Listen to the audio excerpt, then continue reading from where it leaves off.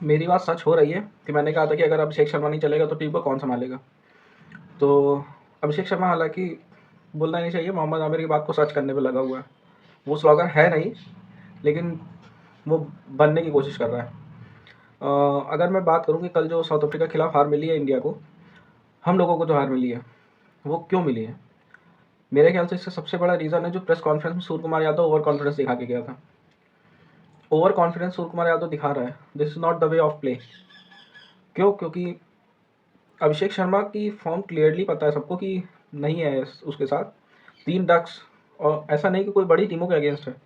मिनोज के खिलाफ तुम्हारे 3 डक्स हैं, तब भी आप कह रहे हो कि अभिषेक शर्मा से उनको डरना चाहिए जो उनके अगेंस्ट खेल रहे हैं। आप अभिषेक शर्मा को कॉन्फिडेंस दो, लेकिन सामने वाली टीम को कम मत आको। और सूर्य कुमार यादव ने ये जो कम आका है, ये केवल इस वजह से आका है क्योंकि बायलेटरल सीरीज में उसको साउथ अफ्रीका को इंडिया ने हराया है।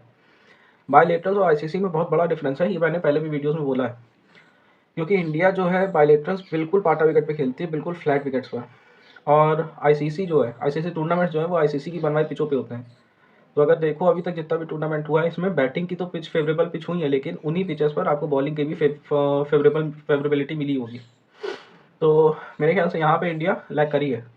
और साउथ अफ्रीका इसीलिए इस वर्ल्ड कप में अभी तक अच्छा कर रही है, क्योंकि जो साउथ अफ्रीका की पिचेस होती हैं उसमें बैटिंग भी चलती है और फास्ट बॉलिंग और स्पिन बॉलिंग दोनों के कंडीशंस होते हैं, मतलब बैलेंस बना के चलते हैं। लेकिन इंडिया में केवल बैटिंग चल रही थी।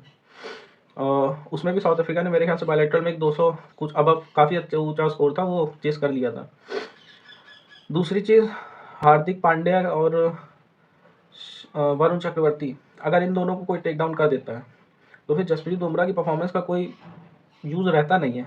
क्योंकि अगर ये दोनों जसप्रीत बुमराह के बाद मेन बॉलर्स हैं। अर्शदीप ऑब्वियसली है, लेकिन अर्शदीप स्टार्टिंग में ओवर करता है, हार्दिक पांड्या जो है मिडल फेज में करता है। मिडल फेज में अगर आपने रन दे दिए तो कोई यूज़ नहीं है।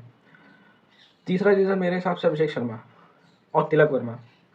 अभिषेक शर्मा को गेम टाइम देना चाहिए। गेम टाइम से मतलब है कि 1 मैच 2 मैच का रेस्ट देना चाहिए, क्योंकि वो किसी के हिसाब से स्लॉगर है, कुछ भी है, चाहे जो हो, लेकिन वो इंडिया को अगर स्टार्ट दे देगा तो फिर वो इंडिया को कोई नहीं रोक पाएगा। तो मेरे ख्याल से अभिषेक शर्मा को 1 से 2 मैच का रेस्ट देना चाहिए। और 3 नंबर पे जब आपके पास संजू सैमसन बैठा है, पता है मुझे पिछले सीरीज़ में उसने अच्छा नहीं करा, लेकिन अभी जो 1 मैच उसने T20 वर्ल्ड कप खेला है उसमें 8 बॉल पे उसने 22 रन बनाए थे। तो मेरे हिसाब से तिलक वर्मा को बैठाना चाहिए और संजू सैमसन को 3 नंबर पे खिलाना चाहिए, ठीक है? या फिर आप 3 नंबर पे जैसे आप तिलक वर्मा को रिप्लेस करके आप किसी ऐसे बैट्समैन को भेज दें जो एंकर ना करे। अगर सूर्या को एंकर करना ही है तो 3 नंबर पे खुद आ जाओ, चौथे नंबर पे शिवम दुबे को भेज दें।